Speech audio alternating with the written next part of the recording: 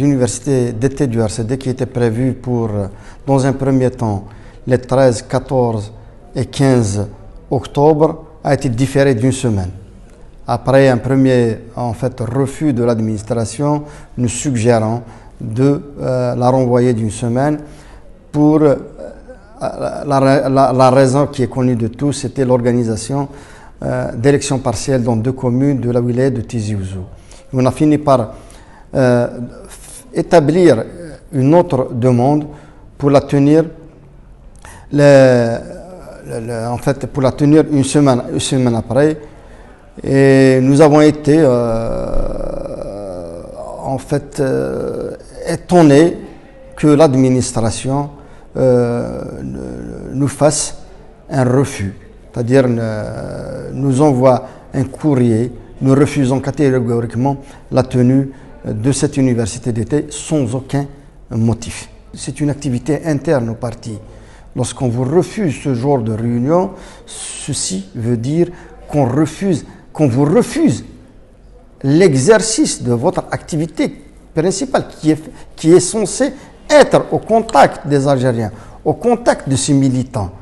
Ceci dit qu'il y a une volonté manifeste de nous refuser l'exercice de nos libertés démocratiques dans le pays.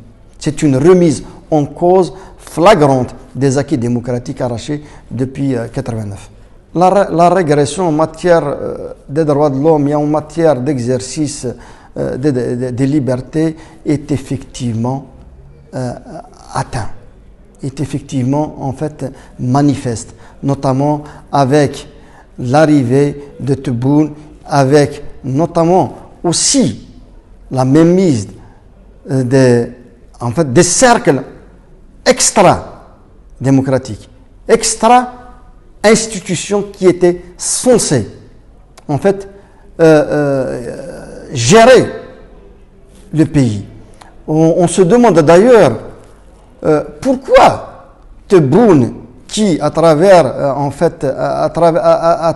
ses discours nous chantait l'exercice libre et démocratique, le refus d'atteinte aux libertés, alors que sur le terrain, c'est au quotidien. On nous refuse d'activer légalement. Et qu'est-ce qu'ils veulent? Qu'est-ce qu'ils cherchent à travers ça? Ils veulent que notre agrément leur soit remis. Ils veulent qu'on agisse en dehors de la légalité. Nous, au sein de l'URCD, nous sommes résolus à continuer le combat pacifiquement, dans le cadre de la loi, mais aussi avec détermination, parce que ce pouvoir-là ne croit pas à l'exercice franc des libertés, à l'exercice franc des droits dans le pays. Moi, je ne décèle pas une volonté. C'est vrai qu'on se félicite d'abord que ces détenus soient libérés. C'est des détenus qui ont été injustement incarcérés. Ils ont été incarcérés pour leurs opinions. On leur a fait monter des dossiers pour appartenance à des organisations terroristes qui n'existent pas sur le terrain. Et je connais ce qu'est le terrorisme. Pour avoir combattu le terrorisme lorsque j'étais jeune, pour avoir vécu les années du terrorisme, notamment ici à Alger, je sais que ceci n'est que, ces personnes qui ont été incarcérées ne sont que des boucs émissaires pour justifier, une répression qui va atténuer de la participation des Algériens à la lutte pacifique que nous menons au quotidien. Au RCD, nous pensons que l'alternative à ce régime-là est dans la construction d'un rapport de force. Un rapport de force des forces démocratiques. Et nous pouvons y parvenir parce que l'actuel régime, l'actuel pouvoir est fragilisé. Il n'offre rien pour le pays. Il n'offre aucune alternative pour le peuple algérien. Lorsqu'on voit 1500 personnes quittées par des barques de fortune le pays en 72 heures, vous savez, si cette moyenne-là suit cette courbe, ça va être 200 000 Algériens qui vont quitter chaque année, illégalement, le territoire national.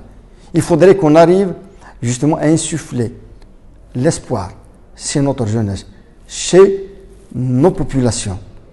C'est pour ça d'ailleurs que j'invite l'essentiel des forces démocratiques du pays à s'unir et à se mettre à table autour de la construction d'un véritable rapport de force qui puisse mettre fin aux atteintes aux libertés, qui puisse mettre fin aussi à un pouvoir illégitime.